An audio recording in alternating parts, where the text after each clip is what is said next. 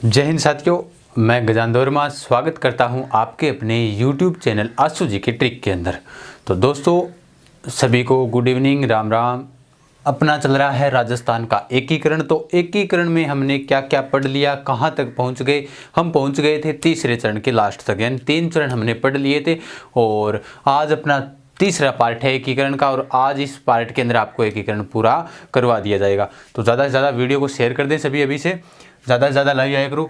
तो राजस्थान का एकीकरण कितने चरण पढ़ लिया? 3 चरण पढ़ लिया। 3 चरण बहुत ही महत्वपूर्ण। 2 पार्ट क्लास से 2 पार्ट के अंदर क्लास मैंने आपको दे दी है, लेकिन अब उन क्लासों को आप देख ली है, नोट्स बना लिए हैं, तो बहुत अच्छी बात है। नोट्स बनाओ आप इन, ठीक है। जितने भी आपको करवाया उनसे संबंधित जितनी भी जो महत्वपूर्ण बातें करवाई थी उनके आप नोट्स बनाओ और धीरे धीरे आगे अपने सारे टॉपिक क्लियर दोबारा कर लेंगे। तो राजस्थान का एकीकरण तो तीसरा चरण हमने कल पढ़ा था, तो आज पढ़ेंगे चौथा चरण। कौन सा चरण है भाई? आज चौथा चरण है। चौथा चरण यानी चौथा चरण है, बहुत ही महत्वपूर्ण चरण है। देखो अब देखो, तीसरे चरण के अंदर मैंने आपको कल नहीं बताई थी आय और जनसंख्या, वो नहीं बताई थी, तो आप नोट कर लिख लेना 3.16 करोड़। यानी तीसरे चरण के अंदर अगर आपको पूछ लीजिए, तीसरे चरण की बात बता रहा हूँ क्योंकि तीसरे चरण से संबंधित जो 2-3 बातें रह गई थी कल, वो कौन सी रह गई थी? एक तो उसकी जो आय थी वो 3.16 करोड़ रुपए थी। वार्षिक आय कितनी थी? 3.16 करोड़ रुपए थी। 42 लाख के लगभग क्या थी उनकी जनसंख्या थी, ठीक है। तो ये थी अपनी तीसरे चरण से संबंधित महत्वपूर्ण बातें। उसके बाद उसकी जो वर्ग किलोमीटर, कितने वर्ग किलोमीटर में फैले हो? तो 27,977 वर्ग किलोमीटर क्षेत्रफल में फैला हुआ था तीसरा चरण, ठीक है। तो आज अपन चौथा चरण पढ़ना है, तो चौथा चरण ही पढ़ा आप, ठीक है। देखो पहला चरण मैंने बताया था कब हुआ था? 18 मार्च को। दूसरा प्रथम चरण के ठीक 7 दिन बाद यानी 25 मार्च को। तीसरो पहला चरण के ठीक 1 महीना बाद में यानी 18 अप्रैल ने, यानी 1948 के तो तीनों कंप्लीट हो गए थे। और चौथे चरण का नाम क्या था? नाम था वृहत राजस्थान। क्या नाम था भाई? वृहत राजस्थान। अब देखो इसका उद्घाटन कब किया गया था? इसका उद्घाटन किया गया था इसका 30 मार्च 1949। कब किया गया था? 30 मार्च 1949 को किया गया था। अब देखो चौथा चरण को याद किया रखा। चौथा चरण के अंदर ये याद रखो 30 मार्च को अपने क्या मनाते हैं? राजस्थान दिवस मनाते हैं। और राजस्थान स्थापना दिवस कब मनावा? राजस्थान स्थापना दिवस मनावा आप 1 नवंबर को क्या मनाते हैं? राजस्थान स्थापना दिवस। यानी पहला चरण 18 मार्च, दूसरा पहला के 7 दिन बाद में यानी 25 मार्च, तीसरो 18 अप्रैल यानी पहला के ठीक 1 महीने बाद गया। तो चौथा चरण है 30 मार्च 1949 को इसका उद्घाटन हुआ था। और उद्घाटन करने के लिए आए कौन थे? उद्घाटनकर्ता। तो उद्घाटनकर्ता यानी इंगा उद्घाटन करने खतरा आया कौन? याद करो, 2 बार गॉड को याद किया तो आप चाचा बन गए थे, फिर यानी चाचा जी आ गए थे और आप क्या बन गए थे? सरदार बन गए थे। तो तीसरे चरण चौथे चरण के जो उद्घाटन करने के लिए आए थे वो आए थे सरदार वल्लभ भाई पटेल, ठीक है, जिनको लौह पुरुष कहा जाता है, ठीक है। सरदार वल्लभ भाई पटेल ये आए थे चौथे चरण का उद्घाटन करने के लिए। उसके बाद यहाँ पर राज प्रमुख किसे बनाया गया था? राज प्रमुख। तो राज प्रमुख से संबंधित आप याद रखो, राज प्रमुख कौन होंगे? जयपुर के उस वक्त राजा कौन थे? जयपुर के राजा थे मान सिंह, ठीक है। उदय भीम भोपाल मान सिंह। और ये मान सिंह कौन सी है? सेकंड है। कौन से मान सिंह को बनाया गया था? ये मान सिंह सेकंड है, ये मैंने आपको पहले ही बता दिया था। अब देखो ये मान सिंह सेकंड हो गए, राज प्रमुख हो गए। अठे के जी तीसरे चरण के अंदर आप पढ़े भोपाल सिंह नहीं मिलना चाहता था, तो उसने कुछ एक शर्तें रखी थी कि मुझे भी वशानुगत राज प्रमुख भी बनाए जाने चाहिए, इस प्रकार से उसने शर्तें रखी थी। तो यहाँ पर जो महाराज प्रमुख जिनको बनाया गया था एक बार के लिए, महाराज प्रमुख, ठीक है, या फिर उपराज प्रमुख मान लो, या महाराज प्रमुख बनाया गया था, तो वो बनाया गया था यहाँ पर भोपाल सिंह को। किसको बनाया गया था? भोपाल सिंह को बनाया गया था। अब देखो यहाँ पर वो राज प्रमुख के बाद एक और जो पद था उस उपराज प्रमुख मान लो, महाराज प्रमुख किसे बनाया गया था? यहाँ पर भोपाल सिंह को बनाया गया था। ये कहाँ से है? मेवाड़ से थे। ये इतना महत्वपूर्ण नहीं है लेकिन फिर भी बता दिया।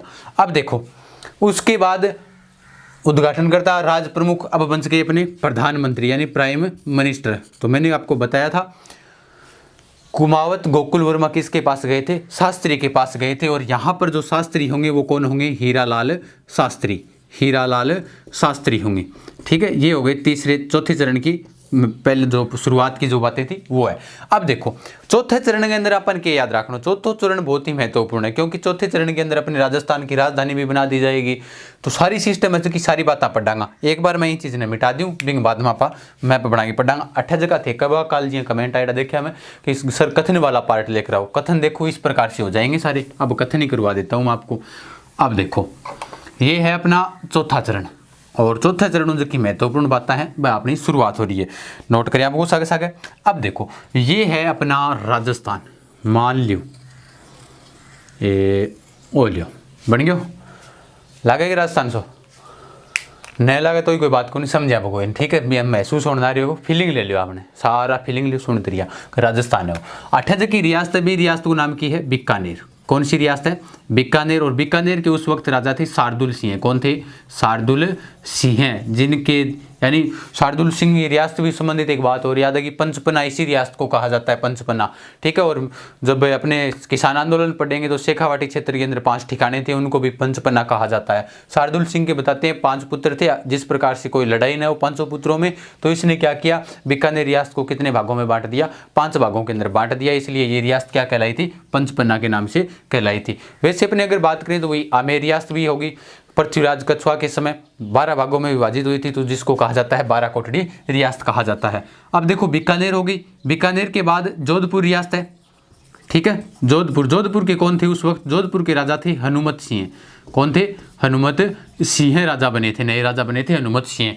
अब देखो हनुमत सिंह तो वैसे तो देखो भाई भारत संघ में मिलने की घोषणा कर चुका था, 2 बार कर चुका था कि मैं भारत में ही मिलूंगा, लेकिन एकीकरण जब भारत का जो विभाजन हुआ था उससे 10 दिन पहले हनुमत सिंह भी जिन्ना की चपेट में आ गयो, क्योंकि मोहम्मद अली जिन्ना की चपेट में आ गया और बन दिया लोभ, किन हनुमत सिंह ने। लोभ क्या क्या दिए थे वो भी पढ़ेंगे। अब देखो उसके बाद यहाँ पर रियासत है, उस रियासत का नाम है जैसलमेर, क्या नाम है जैसलमेर, यानी जोधपुरी साइड में आ गई ये जगह है जैसलमेर। तो याद रखना एक बार, सिर्फ मैप बनाया हूँ मैं। रघुनाथ सिंह कौन थे जैसलमेर के राजा, रघुनाथ सिंह। मेवाड़ के राजा कौन थे, मेवाड़ के राजा थे मेवाड़, तो मेवाड़ के राजा कौन थे भूपाल सिंह, भूपाल सिंह। अब देखो हो गया राजा। अब बीकानेर के राजा ने शुरुआत में पत्र लिखे भेजे, किन लिखे भेजे, शार्दुल सिंह ने अपने प्रधानमंत्री जसवंत सिंह के माध्यम से एक पत्र भेजा था, किसके पास भूपाल सिंह ने, के जो पत्र भी पत्र के अंदर लिख डोके हो। देखो कि उदयपुर मेवाड़ रियासत कभी मुगलों के सामने नहीं झुकी, आज वो कांग्रेस की सरकार के सामने कैसे झुक गई, ये कथन किसका है बीकानेर के शार्दुल सिंह का है।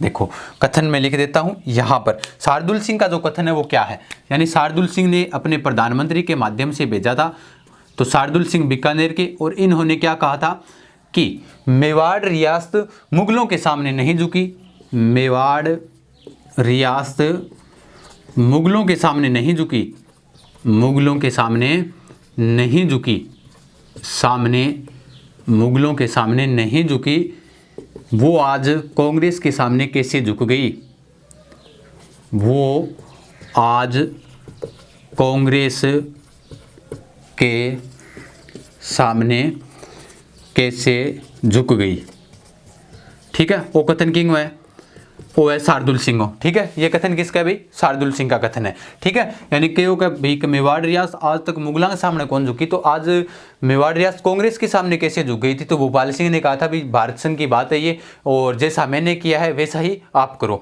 ठीक है।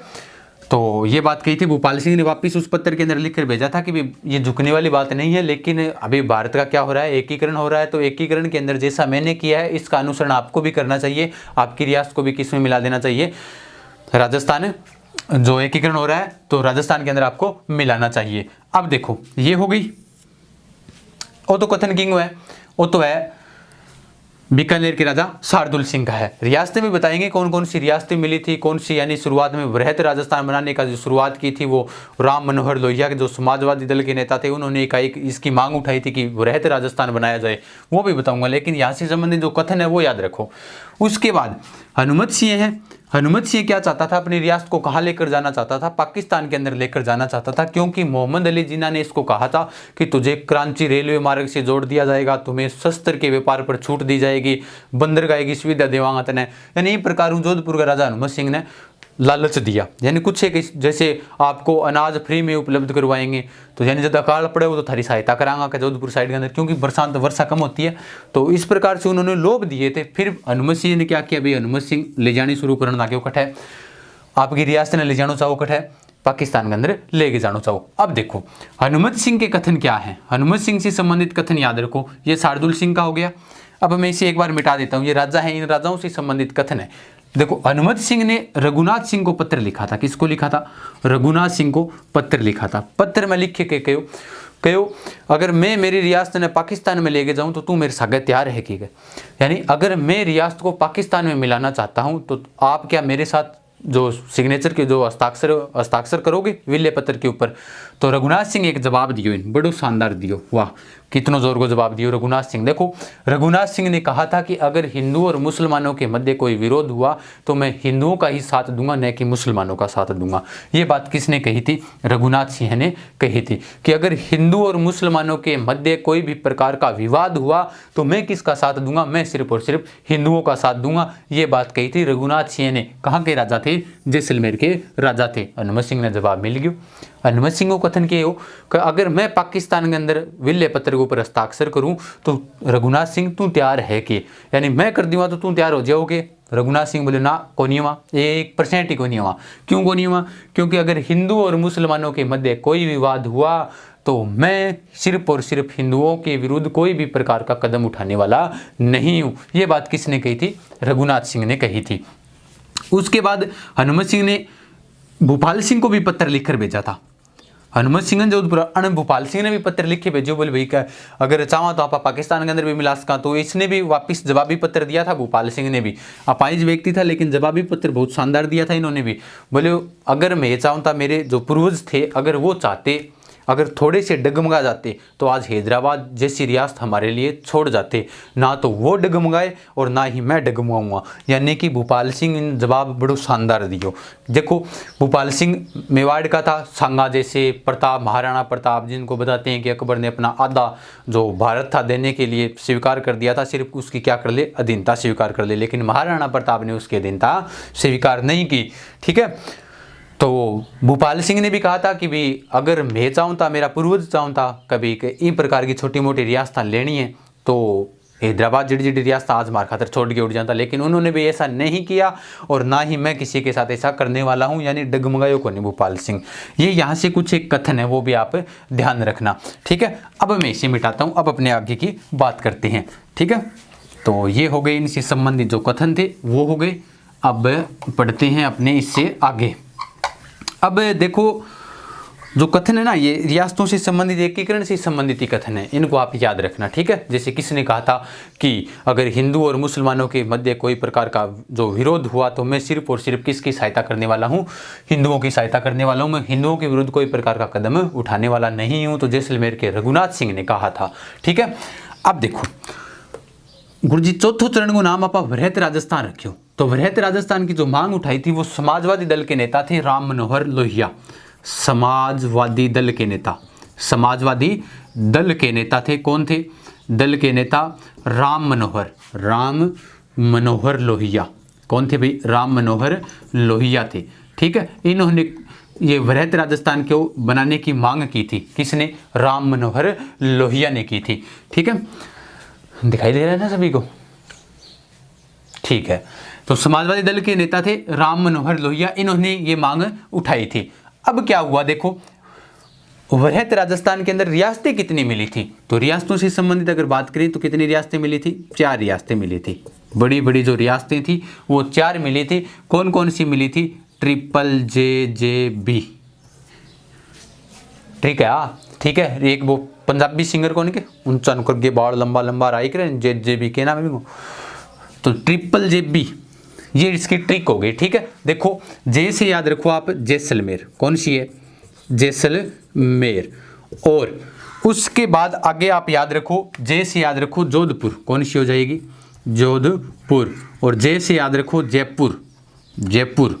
और बी से याद रखो बीकानेर, बीकानेर। और जयपुर रियासत के अंदर उस वक्त एक ठिकाना भी था, कौन सा ठिकाना था, लावा ठिकाना था। कौन सा ठिकाना था भाई, लावा ठिकाना था। और लावा ठिकाना वर्तमान के अंदर कहाँ पर है, टोंक के अंदर है। ठीक है, अब देखो लावा ठिकाना बाद में मिला था, ये केंद्र के आदेश के अनुसार ये बाद में मिला था कुछ दिन बाद, ठीक है। तो ये 4 रियासतें होगी, जैसलमेर, जोधपुर, जयपुर और बीकानेर। अब पढ़ते हैं इन रियासतों से संबंधित महत्वपूर्ण बातें, सब पढ़ेंगे। राजधानी कब बनाई गई, कैसे बनाई गई, कौन सी समिति का गठन किया गया था इसके सुलझाने खातर, यानी कोई तो कहे राजधानी जोधपुर बना दियो, कोई कहे जयपुर बना दियो, तो क्या दिक्कत हुई इसी एकीकरण के अंदर। तो एकीकरण के अंदर दिक्कत तो हुई है, था नहीं बेरो है, क्योंकि 8 वर्ष 7 माह 14 दिन लगे थे एकीकरण में, तो टाइम तो लगे, किन की तो दिक्कत हुई है, जल्दी लगी हुई। तो अब देखो पहले पढ़ लेते हैं जयपुर रियासत के बारे में बात। देखो जो चौथे चरण के अंदर राजधानी बनाई गई थी वो राजस्थान की कौन सी राजधानी बनाई गई थी, जयपुर राजधानी बनाई गई थी। यानी राजधानी कौन सी थी, जयपुर थी। राजधानी जयपुर बनाई गई थी, 23 मार्च 1949 को बनाई गई थी। 26 जनवरी 1950 को इसे क्या कर दिया गया था, स्थायी कर दिया गया था, ठीक है। अब जयपुर राजधानी हो गई। जयपुर रियासत से संबंधित और बातें करें तो जयपुर रियासत और जोधपुर रियासत, देखो जब राजधानी बननारी बेटे में थोड़ी सी क्या दिक्कत हुई, कोई तो कहता था कि किसको बना दे, जोधपुर को राजधानी बना दे, कोई कहे जयपुर ने राजधानी बना दियो। तो एक खतर एक समिति बनाई गई, ठीक है। BR पटेल है, एक बार याद रखना है, BR पटेल ने इस समिति की क्या की थी, अध्यक्षता की थी। BR पटेल समिति ने राजधानी मुद्दे को सुलझाने के लिए राजधानी मुद्दे को सुलझाने के लिए अध्यक्षता की थी BR पटेल ने, ठीक है। यानी BR पटेल राजधानी मुद्दा ने सुलझायो। लेकिन समिति कौन सी थी जिसने जयपुर को राजधानी बना दिया था, तो वो समिति थी कौन सी थी भाई, P सत्यनारायण समिति थी। कौन सी समिति थी, सत्यनारायण समिति। यानी सत्यनारायण समिति के तहत जयपुर को क्या बनाया गया था, समिति के तहत जयपुर को राजधानी बनाया गया था। और राजधानी मुद्दा सुलझाने के लिए जिस समिति का गठन किया गया था वो कौन सी समिति है, BR पटेल।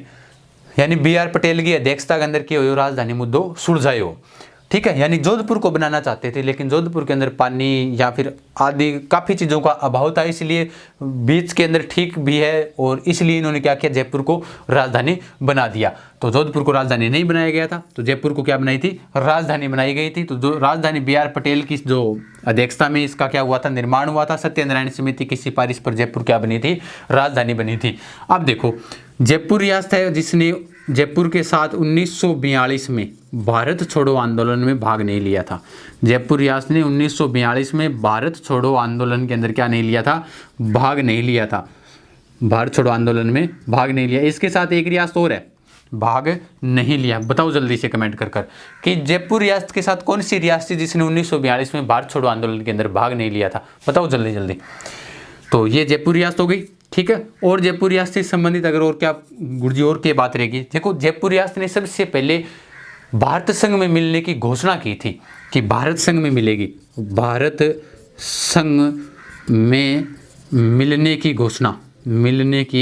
घोषणा किसने की थी, कौन सी रियासत ने की थी भाई, रियासत कौन सी है, जयपुर रियासत है। यानी भारत संघ में सबसे पहले मिलने की घोषणा तो की थी जयपुर रियासत ने। विल्य पत्र पर हस्ताक्षर सबसे पहले किए थे बीकानेर रियासत ने, और उसके बाद विल्य पत्र पर अंतिम रूप से हस्ताक्षर जिसने किए थे वो कौन सी रियासत है, वो रियासत धौलपुर, वो आपको बता दी मैंने। तो भारत संघ में सबसे पहले मिलने की घोषणा भी किस रियासत ने की थी, जयपुर रियासत ने भी की थी, ठीक है। तो जयपुर ने राजधानी बना दी। एक बार इतनी बातें पढ़ती है जयपुर की। अब चलते हैं आगे वाली रियासत जोधपुर के ऊपर, ठीक है।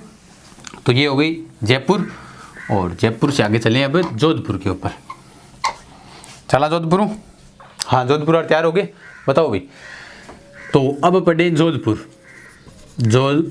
देखो जोधपुर रियासत एकीकरण के समय ये भी कहाँ मिलना चाहती थी, पाकिस्तान के अंदर मिलना चाहती थी। एकीकरण के समय पाकिस्तान में कहाँ मिलना चाहती थी भाई, पाकिस्तान के अंदर मिलना चाहती थी। इसके राजा कौन थे, हनुमत सिंह, मैंने आपको बता ही दिया है। उनको क्या दिया गया था, लोभ दिया गया था, ठीक है। तो जोधपुर रियासत से संबंधित और क्या बातें करी, तो जोधपुर रियासत राजस्थान की एकमात्र रियासत है जिसको मुगलों ने 2 बार खालसा घोषित किया था। कितनी बार खालसा घोषित किया था, 2 बार मुगलों ने खालसा घोषित किया था।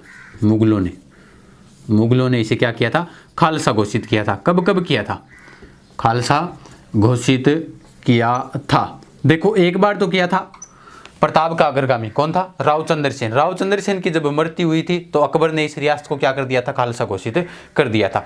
दूसरी बार जब जसवंत सिंह की मृत्यु हुई थी, आज कुफर का दरवाजा टूट गया, आज मेरा धर्म विरोधी मारा गया, जिसके ऊपर औरंगजेब ने कहा था। तो जसवंत सिंह की जब मृत्यु हुई थी तो दूसरी बार जोधपुर रियासत को क्या किया गया था, खालसा घोषित किया गया था। तो जोधपुर रियासत को 2 बार क्या किया गया था भाई, खालसा घोषित किया गया था। और जयपुर रियासत से संबंधित वो भी आप ध्यान रखना, थोड़ी सी और पीछे चलें। जयपुर रियासत से संबंधित वैसे तो रियासतों की बातें बहुत है, लेकिन एकीकरण के अंदर इतनी नहीं करवाएंगे आपको। इनसे संबंधित रियासतों से संबंधित जो बातें हैं वो करवा रहा हूँ।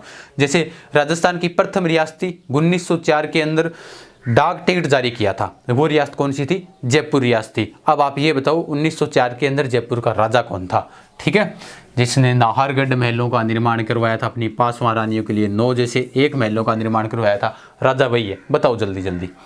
तो ये थी जोधपुर रियासत। एकीकरण के समय पाकिस्तान में जाना चाहती थी, 2 बार मुगलों ने इसे खालसा घोषित किया था। प्रथम बार चंद्रसेन की मृत्यु पर, प्रथम बार कब किया था, जब चंद्रसेन की क्या हुई थी, प्रथम बार किया था चंद्रसेन की मृत्यु पर। और दूसरी बार कब किया था, दूसरी बार जब मृत्यु हुई थी किसकी, जसवंत सिंह की, जसवंत सिंह की, जिनका पुत्र जिसको बाद में राजा बनाया गया था अजीत सिंह, दुर्गादास राठौड़ के सहयोग से बना था। दुर्गादास राठौड़ को राजस्थान का अणबिंदिया मोती कहा जाता है, अजीत सिंह को कान का कच्चा बादशाह कहा था गौरी शंकर हीराचंद ओझा ने, तो वो बात है, ठीक है। तो 2 बार इसको क्या की गई थी, खालसा घोषित की गई थी। कौन सी रियासत है, जोधपुर रियासत है।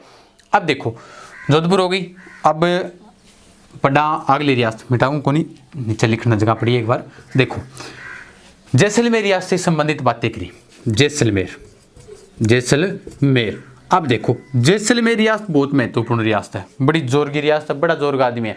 बताओ भी जैसलमेर वाला विषय योगी जी सिंह विशेषता बताऊं मैं। राजस्थान की पिछड़ी रियासत, राजस्थान की पिछड़ी रियासत जो जैसलमेर से जुड़े हुए हैं वो बताएं भाई, बताओ जल्दी जल्दी। के बाद पिछड़ी डालोगे, राजस्थान की पिछड़ी रियासत, ठीक है। राजस्थान की पिछड़ी रियासत कौन सी थी, जैसलमेर रियासत थी, ठीक है। राजस्थान की यह रियासत, इस रियासत से कोई उत्तराधिकारी कर नहीं लिया जाता था, उत्तराधिकारी कर नहीं लिया जाता था, उत्तराधिकारी कर नहीं लिया जाता था। अब देखो ये रियासत उत्तराधिकारी कर भी कौन ले था, राजस्थान की जैसलमेर रियासत से उत्तराधिकारी कर नहीं लेते थे, क्योंकि पिछड़ी रियासत है, ठग लोग की है, आलसी लोग है, ठीक है, काम कौन करे, तो उत्तराधिकारी कर भी नहीं लिया जाता था। और इस रियासत को राजस्थान का अंडमान कहा जाता है। क्या कहा जाता है, राजस्थान का अंडमान। किसे कहा जाता है, जैसलमेर रियासत को कहा जाता है। क्या कीजिए, राजस्थान को अंडमान कीजिए। देखो पंडित जवाहरलाल नेहरू ने जैसलमेर रियासत को कहा था आलसिया, आलसिया देख याद रखना तरीको, आलसी को नहीं मन बेरुआ जैसलमेर जगह देखने लग रही है, ठीक है। तो राजस्थान का अंडमान कहा था, अंडमान कहा जाता है, लेकिन पंडित जवाहरलाल नेहरू ने इसको देखकर कहा था ये तो विश्व का 8वां अजूबा है, यानी विश्व का 8वां आश्चर्य, विश्व का 8वां आश्चर्य, आश्चर्य। देखो कण कही आ बात कही पंडित जवाहरलाल नेहरू ने कही थी। किसने कही थी, पंडित जवाहरलाल नेहरू कही। के बात कही विश्व को 8वां आश्चर्य है, कौन सी रियासत है, जैसलमेर रियासत है, ठीक है। अब के काम करियो, इतनी खुशी हुई 18 लोगों में, बोले आपा विश्व का 8वां आश्चर्य, और पंडित जवाहरलाल नेहरू आपा ना बात कह दी, क्योंकि 7 अजूबे इस दुनिया में, ठीक है बेरो है नहीं, 7 अजूबे इस दुनिया में, टूटे ये ना जोड़ी, ये धर्मवीर की जोड़ी, याद आयोगे। तो विश्व का जो 8वां आश्चर्य है वो किसको कहा था, जैसलमेर रियासत को कहा था। किसने कहा था, पंडित जवाहरलाल नेहरू ने कहा था। अब भाई जैसलमेर का लोग हो गया खुश, बोले आपा 8वां आश्चर्य तो अपन क्या करना चाहिए, बोले अपन जवाहर दिवस मनाओ। पंडित जवाहरलाल नेहरू याद में बोले नहीं, पंडित जवाहरलाल के लिए जवाहर दिवस मनाओ। और इन लोगों ने क्या किया, जैसलमेर रियासत के 16 नवंबर 14 नवंबर सारे ही मनाओ, आपा बाल दिवस मनाते हैं ना पंडित जवाहरलाल नेहरू की याद में। तो 16 नवंबर 1930 को राजस्थान की प्रथम रियासत जिसने क्या बनाया था, जवाहर दिवस मनाया था, ठीक है। बोले अपन 8वां आश्चर्य कह दियो तो अपन भी कमी नहीं रखनी चाहिए, क्या करियो, जवाहर दिवस बना दियो। 16 नवंबर 1930 ने कौन सी रियासत बना दियो, जैसलमेर रियासत बना दिया था, जैसलमेर रियासत ने बना दिया था। अब देखो इनको मैं मिटा देता हूँ, ये जैसलमेर रियासत से संबंधित बात थी। और जैसलमेर रियासत के अंदर आपको पता ही होगा एकमात्र रियासत थी जिसके अंदर 1857 की क्रांति से संबंधित जब बात करें तो जैसलमेर रियासत के अंदर तांत्या टोपे नहीं गए थे, बाकी सारी रियासत में गए तांत्या टोपे, सिर्फ और सिर्फ एकमात्र रियासत में कौन गया, के लेन दवा, आलसी लोग, पिछड़ी रियासत उत्तराधिकारी कर नहीं लिया जाता था, तो तांत्या टोपे भी नहीं गए थे। बीकानेर रियासत से संबंधित अगर मैं बात करूं तो बीकानेर रियासत वो रियासत थी जिसने सबसे पहले विल्य पत्र पर क्या किए थे, हस्ताक्षर किए थे। विल्य पत्र पर हस्ताक्षर करने वाली रियासत, विल्य पत्र पर हस्ताक्षर करने वाली रियासत थी वो कौन सी थी? करने वाली रियासत, वो रियासत है जैसलमेर रियासत। विल्य पत्र पर हस्ताक्षर करने वाली रियासत कौन सी रियासत है भाई? जैसलमेर रियासत है। कद किया? 7 अगस्त 1947 ने करिया। ठीक है, अब थाने बताई दी है मेरी। धौलपुर रियासत ने कब किए थे बताओ? अंतिम रूप से जब हस्ताक्षर किए थे ना धौलपुर रियासत ने, वह कद किया बताओ जल्दी जल्दी। तो बीकानेर रियासत ने क्या किया था भाई? बीकानेर रियासत ने विल्य पत्र पर हस्ताक्षर करने वाली राजस्थान की ये प्रथम रियासती घोषणा करने वाली जयपुर है। उसके बाद क्रांति से संबंधित रियासत से बात करें तो 1857 की क्रांति में राजस्थान से शहीद होने वाले अमरचंद बांटिया जी कहाँ से थे? बीकानेर रियासत से थे। ठीक है, अमरचंद बांटिया जी जिनको कहा जाता है राजस्थान का मंगल पांडे जिन्हें कहा जाता है।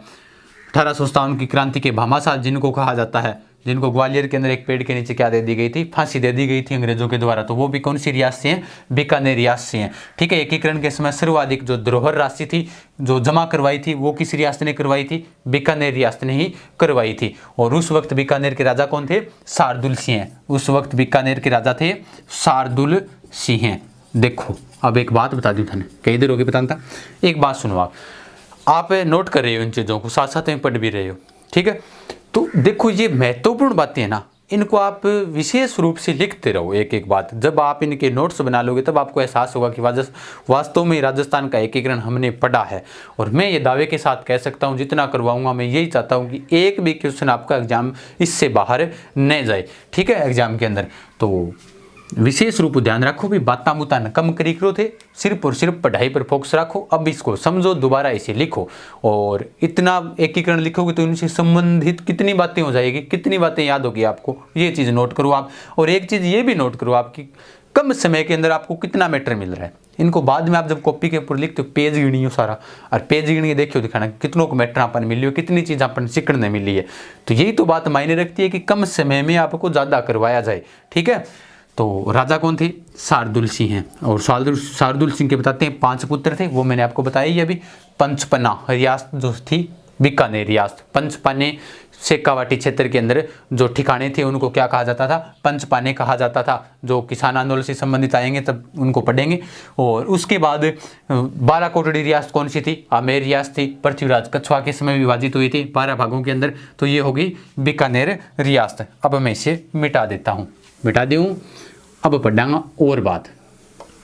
जयपुर ने राजधानी बना दी, समिति कौन सी लागी? सत्यनारायण समिति लागी। BR पटेल भी अध्यक्षता करी। राजधानी मुद्दे को सुलझाने के लिए BR पटेल ने क्या की थी? अध्यक्षता की थी। अब देखो एकीकरण के अंदर जब, क्योंकि चौथो जो चरण है बहुत बड़ो चरण है, क्योंकि जो रियासती हैं जो कि पाकिस्तान का सारा लागणदारी वहाँ रियासतान आप अपने भारत के अंदर मिला ली, तो देखो कितनी एक विजय की बात सी है। क्योंकि हनुमत सिंह कहाँ लेकर जाना चाहता था? हनुमत सिंह लेकर जाना चाहता था पाकिस्तान के अंदर। उसके साथ धौलपुर का राजा मिला हुआ था, भोपाल के नवाब भी मिले हुए थे। वो भी यही चाहते थे कि इनको कहाँ पर मिलाया जाए? पाकिस्तान के अंदर मिलाया जाए। अब राजस्थान का जब चौथा चरण चल रहा था तो कुछ एक विभाग बांट दिए थे, क्योंकि राजस्थान का लगभग एकीकरण हो गया था, लगभग। ठीक है, सिरोही रियासत को छोड़कर लगभग एकीकरण हो गया था, लेकिन वो आपस में क्षेत्र मिले नहीं थे, उनको भी मिलाने पड़ेंगे। लेकिन विभाग बांट दिया। विभाग बांटा तो याद क्या रखो, देखो बी टाइम में विभाग बांटे। न्याय को विभाग, न्याय का विभाग किसे दिया गया था? वर्तमान में हाईकोर्ट कट है, बेरू है हाईकोर्ट कट है जोधपुर के अंदर है। ठीक है, तो न्याय को विभाग किन दे दियो? जोधपुर ने।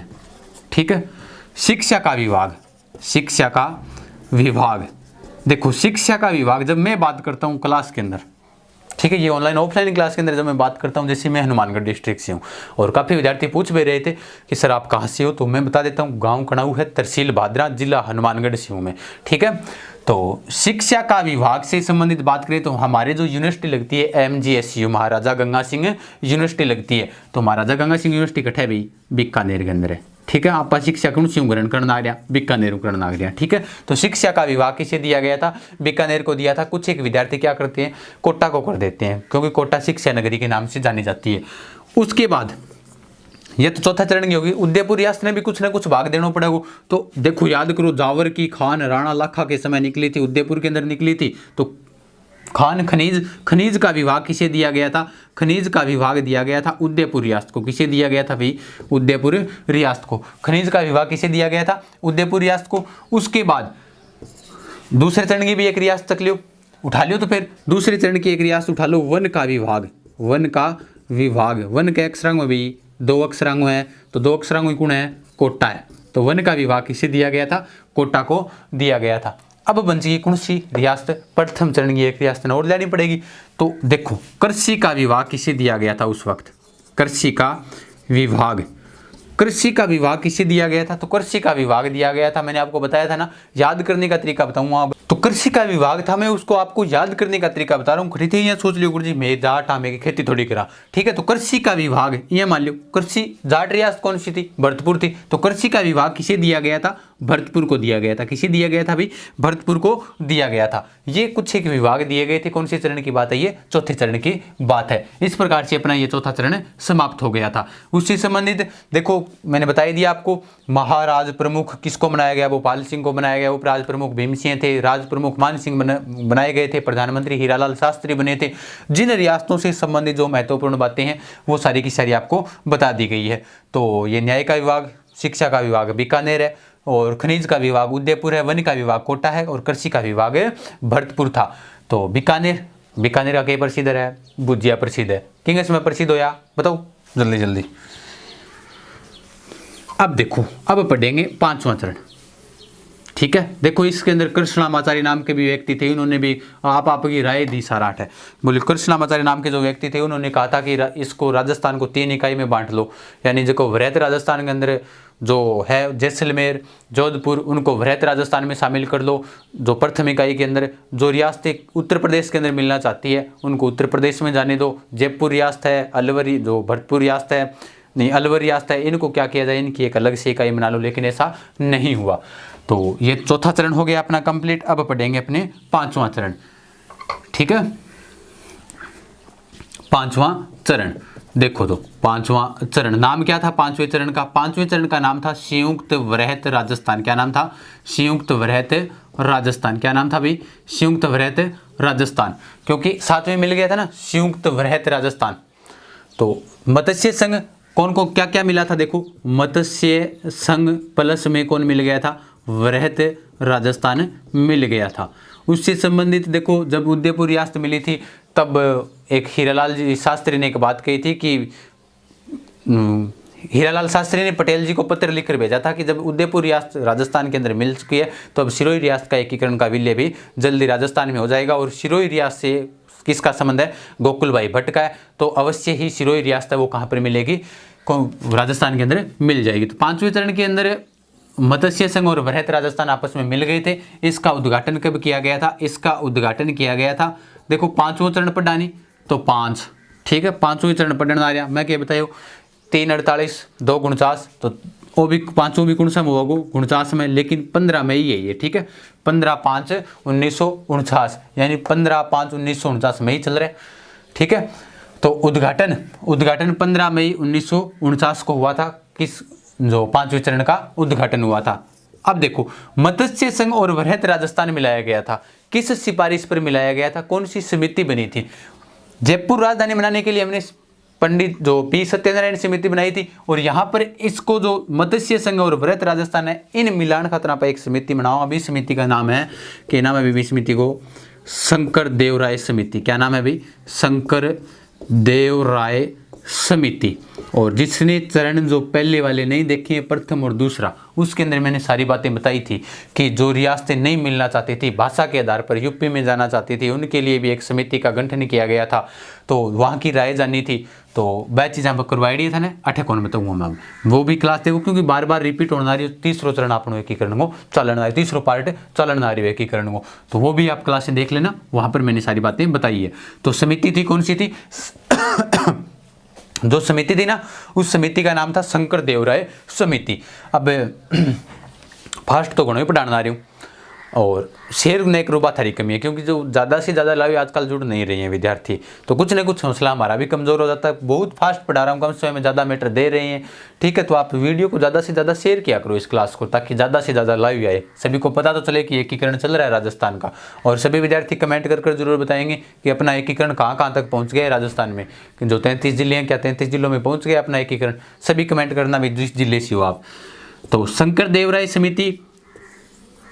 राय समिति बनी थी मत्स्य संघ और वृहत राजस्थान को मिलाने में। गुरुजी 4 याद कराया, 5वां याद कौन करवाया, उद्घाटन करता राज प्रमुख वो, तो देख लो अब चारांगा याद करवाया नहीं तो उद्घाटन करता देख लियो पांचवें में उद्घाटन करता वही है जो चौथे में थे, सरदार पटेल ही हैं। ठीक है, राज प्रमुख कौन है? राज प्रमुख जका ही है जका पिछला गंदरा।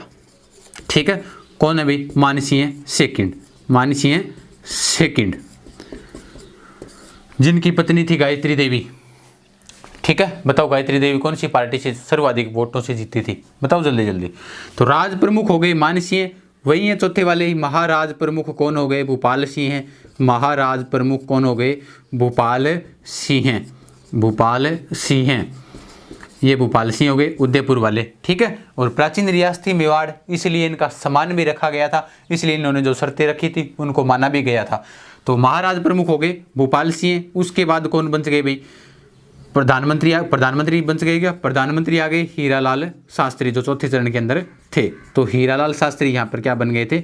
प्रधानमंत्री बन गए थे। तो इस प्रकार से ये अपना पांचवा चरण है। तो पांचवें चरण के अंदर मत्स्य संघ और वृहत राजस्थान का क्या हुआ था? विलय हुआ था। इतनी चीजें थी, इनको आपस में क्या किया गया था? पूर्ण रूप से एक राजस्थान का निर्माण किया गया। इस प्रकार से एक राजस्थान आपको बन गया आगे। ठीक है, लेकिन कुछ एक क्षेत्र हैं जो जैसे सिरोही रियासत अभी बची हुई है, सिरोही को पढ़ेंगे, और कुछ एक क्षेत्र मध्य प्रदेश को दिया था हमने, कुछ एक क्षेत्र मध्य प्रदेश से लिया था, वो भी पढ़ेंगे। आज थोड़ा जल्दी करता हूँ अब, क्योंकि फिर ये आज फिर कंप्लीट नहीं होगा एकीकरण, तो इसको मैं मिटा देता हूँ अब। ठीक है, जो एकीकरण से संबंधित जो बातें बता रहा हूँ मैं, मेरे हिसाब से एक ही बात मैं आपके लिए नहीं छोड़ने वाला हूँ कि जो बात कोई रह जाए। पढ़ना छठा चरण। देखो छठे चरण को नाम की राजस्थान संघ है। छठे चरण को नाम की है राजस्थान संघ। छठे चरण को उद्घाटन कब हुआ? उद्घाटन हुआ था, उद्घाटन जिस दिन अपने क्या बनाते हैं? गणतंत्र दिवस, रिपब्लिक डे। बताओ गणतंत्र के बच्चा तो जे कोचिंग अंदर पूछा, पढ़ना हुआ बेचारा तैयारी करे फुल बढ़िया तरीके। एक दिन ऐसे ही पूछ लिया था कि इंडिपेंडेंस डे को कौन सा डे मनाते हैं? बोल के बताओ सर, आप बोलिए एक बार मन ही मन में, इंडिपेंडेंस डे बोलो। देखो उद्घाटन हुआ था इसका 26 जनवरी को। देखो रिपब्लिक डे, इंडिपेंडेंस डे, ये सभी पता होना चाहिए। रिपब्लिक डे आता है गणतंत्र दिवस 26 जनवरी को, इंडिपेंडेंस डे आवे 15 अगस्त ने। ठीक है, स्वतंत्रता दिवस। यहाँ जीके का मास्टर यहाँ थोड़ी बहुत इंग्लिश आ गई है। तो 26 जनवरी 1950। ठीक है, देखो फास्ट तो मैं पढ़ाऊँ, बात कम ही करी करूँ। तो उद्घाटन 26 जनवरी 1950 कब हुआ था? 26 जनवरी 1950 का छठे चरण का उद्घाटन हुआ, और 26 जनवरी को क्या बनाते हैं? गणतंत्र दिवस बनाते हैं।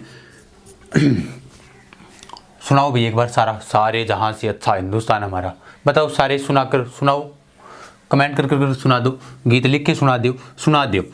तो उद्घाटन हुआ था 26 जनवरी 1950 को, राजस्थान संघ इसका नाम रखा गया था। अब इस बार क्या हुआ था? राज प्रमुख और प्रधानमंत्री उद्घाटन करता वही हैं सारे। ठीक है, इनको मैं लिख नहीं रहा हूँ, जो पांचवें चौथे पांचवें छठे के अंदर है ना, सेम ही है, चौथे में पांचवा में छठे के अंदर। ठीक है, अब देखो छठे चरण के अंदर थोड़ी सी दिक्कत हुई। आपस वह कौन पर डांडा रही हूँ मैं था ना, जगह राज प्रमुख कुणा, महाराज प्रमुख कुणा, तो वो तो पांचवा मानी जगह छठा के अंदर है। ठीक है, लिख लीजिए वहाँ चीज जानते आप, क्योंकि फिर टाइम वेस्ट करने से, खराब करने से कोई फायदा नहीं है। तो रियासत मिली थी, सिरोही रियासत मिल गई थी, लेकिन सिरोही रियासत ने बहुत दूरी मिलाई। यहाँ पर सिरोही रियासत तो मिल गई थी, लेकिन सिरोही का क्या नहीं मिला था? आबू दिलवाड़ा नहीं मिला था। आबू दिलवाड़ा का दिल नहीं लगा था। दिल कौन लाग्यो भाई? कई जगह कौन लागे? प्राय जगह दिल कौन लागे, क्यों कौन लागे? तो एक बार तो दिलवाड़ा को ही कौन लाग्यो। तो सिरोही तो मिल गया था। सिरोही मिलने के पीछे कारण क्या था? अब देखो, तो सिरोही मिलने के पीछे कारण क्या था? हीरालाल शास्त्री ने पत्र लिखो, बहुत मैं बताई दियो। किन लिखो? पंडित जवाहरलाल नेहरू जी ने लिखो। बोलो कभी उदयपुर रियासत मिल गई तो सिरोही अपने आप मिल जाएगी राजस्थान के अंदर। तो सिरोही से हमारे कौन है? गोकुल भाई भट्ट हैं। कौन है भाई सिरोही से? सिरोही से हैं गोकुल भाई भट्ट। हाथलगांव सिरोही से थे गोकुल भाई भट्ट। कहाँ से थे? गोकुल भाई भट्ट थे हाथलगांव सिरोही से थे। अब देखो तब क्या हुआ था? फिर पंडित जवाहरलाल जी नेहरू लिखियो पटेल जी ने पत्र। कब देखो 300 वर्षों से सिरोही राजस्थान का यंग रहा है। बाकी उनकी जो जनता की राय है ना, उनके आधार पर देखो कहीं पर मिला दो। वैसे सिरोही जा रहा था उस वक्त गुजरात के अंदर, और गुजरात को मिलाया जा रहा था बम्बई प्रांत के अंदर। उसके बाद क्या हुआ था? सरदार वल्लभ भाई पटेल स्वयं गुजरात से थे, तो उन्होंने क्या किया? सिरोही को वैसे चाहते थे, एक बार तो ये भी चाहते थे, वो भी क्योंकि चतुर व्यक्ति थे, वो भी चाहते थे कि सिरोही को गुजरात के अंदर मिलाया जाए, क्योंकि जो माउंट आबू है, जो पर्यटक स्थल है, वो किसके अंदर आ जाए? गुजरात के अंदर आ जाए। लेकिन बाद में गोकुल भाई भटकी करी थोड़ी सी बढ़ाई, फिर बाद के अंदर के काम करियो आप सिरोही रियासत ने तो ले गया लेकिन सिर्फ और सिर्फ क्षेत्र छोड़ियो, कौन सो क्षेत्र छोड़ियो आप अब्बू और दिलवाड़ा छोड़ा था। अब देखो इसी दिन राजस्थान को 20 श्रेणी में शामिल किया गया था, 26 जनवरी 1950 को। कौन सी श्रेणी में शामिल किया गया था? 20 श्रेणी में। अब देखो 20 श्रेणी में पूछ के था ने, और अगर ऑप्शन में ब श्रेणी तो ब श्रेणी भी ठीक रहेगा, अगर ऑप्शन में वह ख श्रेणी तो ख श्रेणी कर देगी, ठीक है। यानी क ख ग तो ख श्रेणी हो जाएगो, ए बी सी डी पूछ ले तो बी हो जाएगो, ए ब स द पूछ ले तो बी श्रेणी हो जाएगो राजस्थान। और इसी दिन अपना राजस्थान का जो राजपूताना नाम था ना, इतने दिन राजपूताना से बदलकर, बताओ राजपूताना नाम सबसे पहले किसने दिया था? राजपूताना से बदलकर क्या नाम कर दिया अपना? राजपूताना से नाम बदलकर कर दिया राजस्थान। क्या नाम कर दियो भाई? राजस्थान नाम कर दियो। राजस्थान अपनो स्थायी नाम कब दो? 26 जनवरी 1950 को अपना राजस्थान नाम क्या हुआ था? स्थायी हुआ था। और इसी दिन अपनी राजस्थान की राजधानी भी स्थायी कर दी। राजधानी भी क्या कर दी थी? स्थायी कर दी गई थी 26 जनवरी 1950 को, ठीक है। 26 जनवरी 1950 को राजस्थान की राजधानी कौन सी हो गई थी? जयपुर हो गई थी। पिंक सिटी, गेरुआ रंग में जिसे रंगी गई है पिंक सिटी, यानी पिंक जो सिटी कहा था जिसको स्टैनली रीड ने अपनी पुस्तक दी रॉयल टाउन ऑफ इंडिया के अंदर। तो राजपूताना से नाम बदलकर राजस्थान कर दिया, और राजस्थान राजधानी थी वो जयपुर को बनाया गया था, स्थायी कर दी गई थी, जयपुर को राजधानी स्थायी कर दी गई थी। तो ये था अपना कौन सा चरण? छठा चरण था। देखो थोड़ा सा फास्ट पढ़ा रहा हूँ आज, अब इन चरणों से संबंधित कोई बातें नहीं रहेगी। तो चलें आगे। छठा चरण हो गया, मिला दिया छठे चरण को राजस्थान के अंदर। अब देखो सिर्फ और सिर्फ के कौन मिलेडो? अब्बू दिलवाड़ा कौन मिलेडो? अब मिलानो पड़ेगो अब्बू दिलवाड़ा।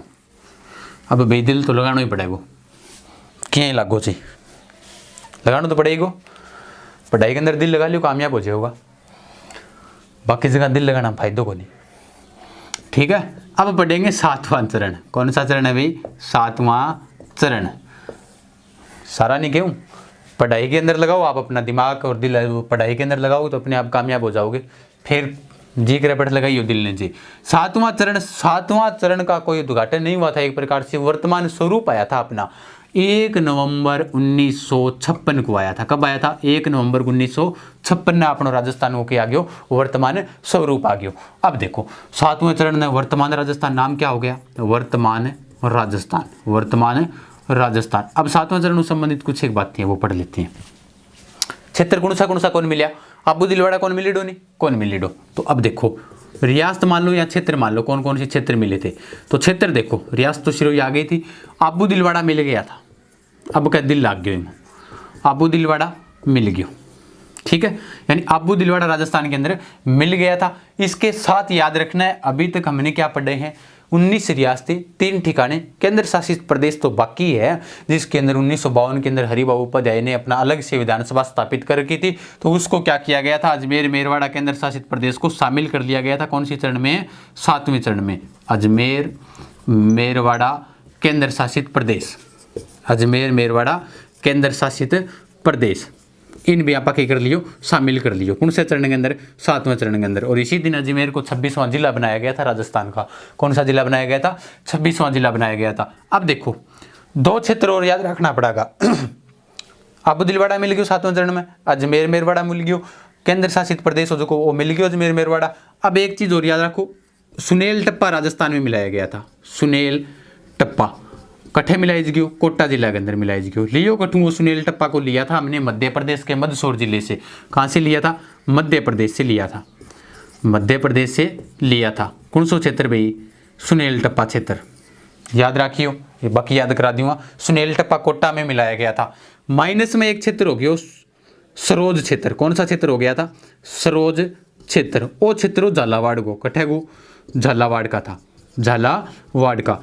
इन क्षेत्र ने क्या काम करियो? झालावाड़ क्षेत्र ने, सरोज क्षेत्र ने किन दे दियो? मध्य प्रदेश ने दे दियो। किसको दे दिया था? एमपी को दे दिया। याद क्या रखा? देखो सुनील ने तो बना लियो सुनील, सुनील को बना लो सुनील बना लो। सरोज को क्या? सरोज क्षेत्र है ना, सरोज क्षेत्र, यानी सिरोज क्षेत्र भी मिलता है, सिरोज क्षेत्र, सिरोज क्षेत्र। सिरोज ने बना लियो सरोज, यानी एक तरफ तो कौन है? सुनील है, और एक तरफ कौन है? सरोज है। अब जगह सुनील और सरोज नाम कमेंट करना है भैया, ना सोची गुरु जी मारो नाम क्या चला है, याद करना अपन। देखो आपने किया राजस्थान को लिंगानुपात कमी है, ज़्यादा को नहीं। क्यों है? क्योंकि जो आपने का नहीं जो कि चोरी है बान भी बढ़िया ग्राम भी आवे, इन हरियाणा बैठे भी आवा, पाछो लागे पानी। अब की याद रख लियो, छोरी ने तो गाल दी और आपने सुनील भाई जी बैठे करे एकला बैठे हमारे मात्सर। तो सरोज जो सरोज थी, सरोज को तो किसी दे दिया, MP को दे दिया, और सुनील को हमारे पास ले आए थे। सुनील यानी सुनील टप्पा को कोटा में ले आए, और जो सरोज थी झालावाड़ की वो किसको दे दी, मध्य प्रदेश को दे दी। ठीक है, तो सुनील और सरोज का कमेंट करना रहा, वह भी थोड़ा ध्यान रखियो, याद कराना तरीको बताऊँ, क्योंकि इनसे संबंधित कन्फ्यूजन हो जाते हैं बच्चे कि सुनील टप्पा राजस्थान में मिलाया गया था या फिर मध्य प्रदेश में मिलाया गया था। तो याद रख लियो, सुनील घर बैठे हो आपने, सरोज ने गाल दी सासरे, बस याद रख लियो। ठीक है, तो सरोज गई मध्य प्रदेश के अंदर, सुनील अपना भाई जी घर बैठे। ये है 7वां चरण। अब देखो इनके बीच में क्या हुआ था, इनके बीच में भी हुआ था ABC जो श्रेणियां हैं वो भी करूंगा। इनके बीच में क्या हुआ था, ये तो क्षेत्र हो गए, मिल गया। अब इनको मैं मिटा देता हूं यहां से, फिर बताता हूं आपको। इन्हीं के बीच में अंदर राज्य पुनर्गठन आयोग बनाया गया था 1953 के अंदर। ठीक है, जिनके अध्यक्ष फैजल अली को बनाया गया था। भाषाई आधार के ऊपर जो समानता रखने वाले, भाषा के आधार पर जो राज्य बन रहे थे उनके लिए राज्य पुनर्गठन आयोग बनाया गया था। क्या बनाया गया था 1953 में, 1953 के अंदर राज्य पुनर्गठन आयोग बनाया गया था। ये बनाया गया था 22 दिसंबर। कब बनाया गया था, 22 दिसंबर 1953 को क्या बनाया गया था, राज्य पुनर्गठन आयोग। और इनका अध्यक्ष किसे बनाया गया था, इसका अध्यक्ष बनाया गया था फैजल अली को। किसको बनाया गया था, फैजल अली को बनाया गया था। ठीक है, चल रही है, फैजल अली किसको बनाया गया था, इसका अध्यक्ष जस्टिन फैजल अली को। इसके साथ हद्देनाथ कुंजरू, इनके साथ कुछ एक व्यक्ति भी थे। ठीक है, तो फैजल अली को इसका अध्यक्ष बनाया गया था। भाषाई आधार पर समानता रखने के लिए राज्य पुनर्गठन आयोग का जो आयोग बनाया गया था, जिसके अध्यक्ष कौन थे, फैजल अली। अब आप ये बताओ भाषा के आधार पर सबसे पहले कौन सा राज्य बना था, बताओ जल्दी जल्दी।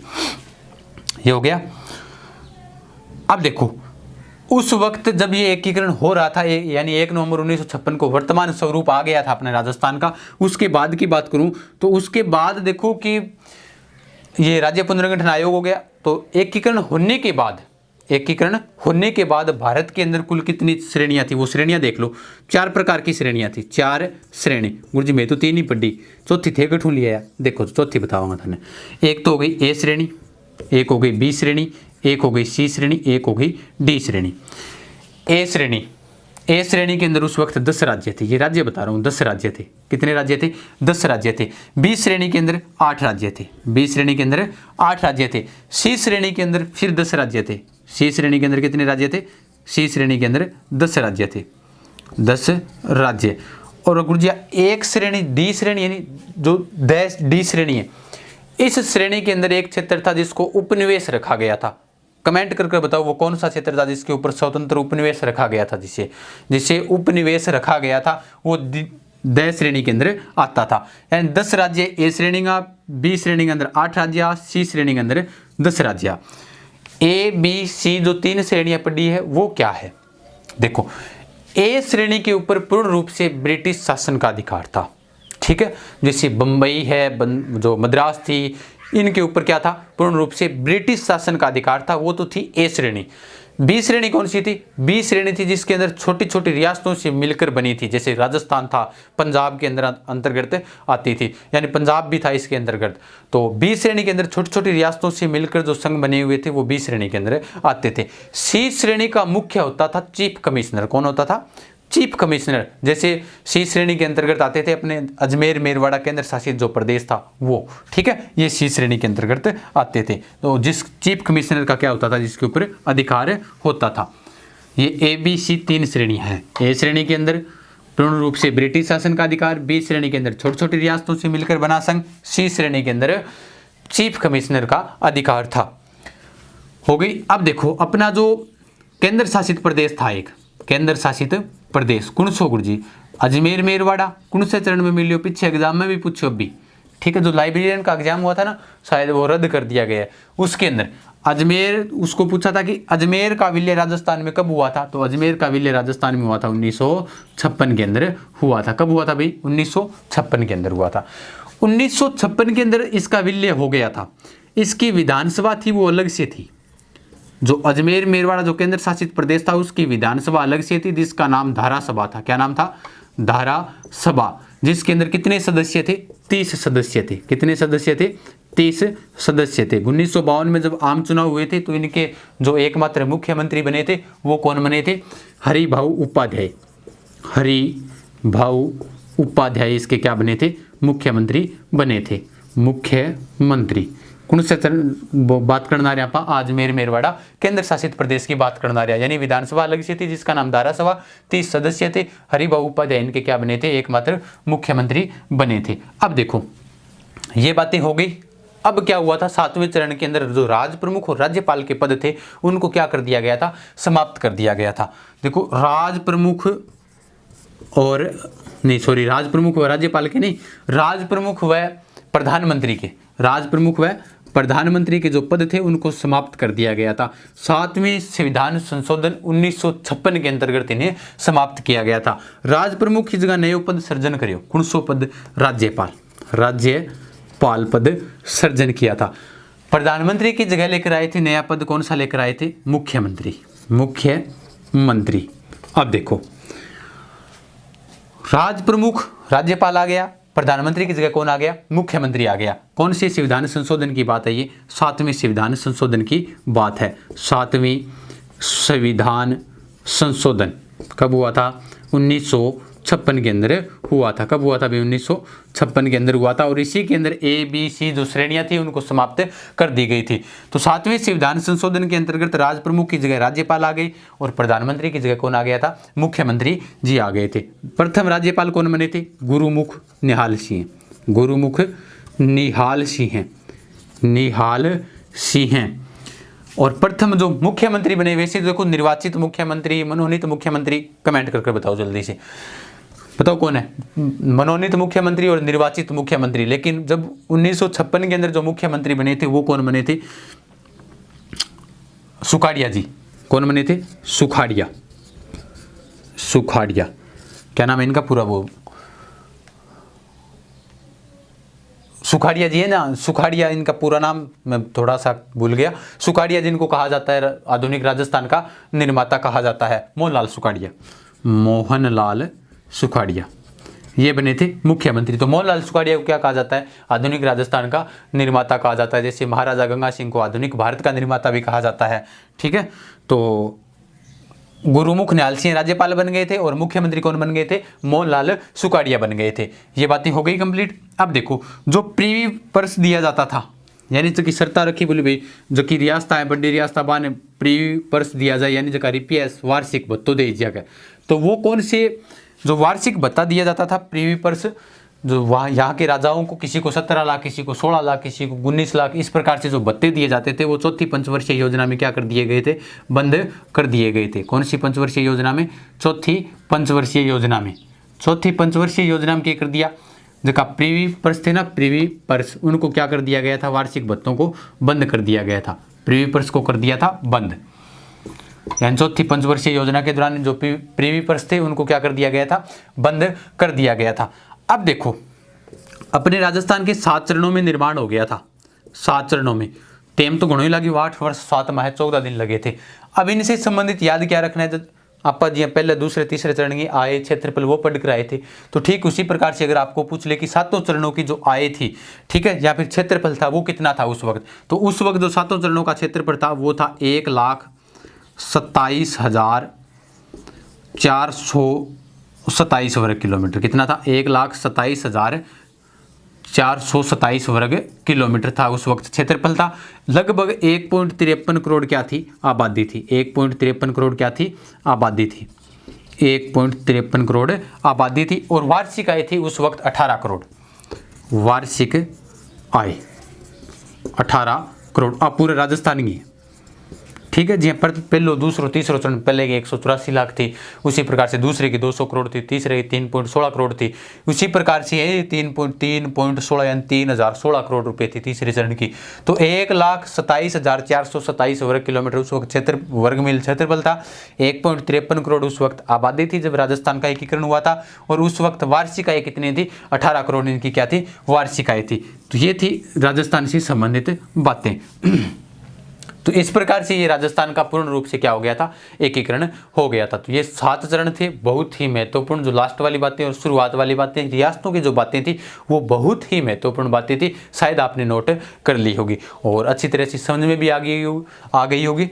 तो ये अपना आज का राजस्थान का एकीकरण का जो पार्ट था वो समाप्त हुआ यहीं पर। ये 7 चरण थे, महत्वपूर्ण चरण थे, सारी चीज़ें करवा दी गई है। उनसे संबंधित जो कुछ एक बातें, जैसे मानसिंह को उस वक्त 1952-51 के अंदर तीनों सेनाओं का जो सर्वोच्च सेनापति, जो मुख्य जो कमांडर होते हैं ना, वो बनाया गया था। अपने राजस्थान से जो मानसिंह थे उनको बनाया गया था। तो कुछ एक बातें होती है, आज जल्दबाजी के अंदर बहुत ही फास्ट करवाया ताकि 1 घंटे की क्लास के अंदर आपको कंप्लीट करवा दिया जाए। और ये राजस्थान के तीनों एकीकरण है। और जो मेरे नंबर मांग रहे थे वो टेलीग्राम पर भेज दिए गए हैं। नोट्स इनके बनाओ। आप बोल रहे हो जैसे कि सर नोट्स है तो भेज दो। अरे नोट्स जो मैंने करवाया, सर जी ने करवाया, आशु जी सर ने, उनके नोट्स बनाओ, आप उनको पढ़ो बढ़िया तरीके से आप, और उनके नोट्स बना लो, अपने आप बन जाएंगे नोट्स। और अपने हाथों से जो नोट्स बनाए जाते हैं वो बहुत ही अच्छे होते हैं, ठीक है। दूसरे के नोट्स पर निर्भर ना रहें। बहुत कुछ चीज़ें करवाई हुई है अपनी आशु जी के जो प्लेटफॉर्म है उसके ऊपर, आप वहाँ से लिखो और नोट्स बनाओ और फिर आप देखना, उनको पढ़कर पता चल जाएगा नोट्स कितने बढ़िया हैं, ठीक है। तो चलते हैं फिर। कैसी रही आज की क्लास, कमेंट कर जरूर बताना। ये राजस्थान का एकीकरण था, पूर्ण रूप से आपको समझाया है, विस्तृत रूप से बताया है, एक भी बात नहीं छोड़ी एग्जाम से, इससे बाहर नहीं जाने वाला है। तो सभी साथी कमेंट कर जरूर बताएंगे कि ये राजस्थान का एकीकरण हो गया, क्लास कैसी रही थी। तो ठीक है, फिर चला, सभी को शुभ रात्रि, सो जाओ रामू, और नोट्स बनाओ बढ़िया तरीकों, और ले मीठा मीठा नौकरी वाला सपना। और सपना तो भैया जाग के भी लेना है था ना, ठीक है। चलते हैं फिर।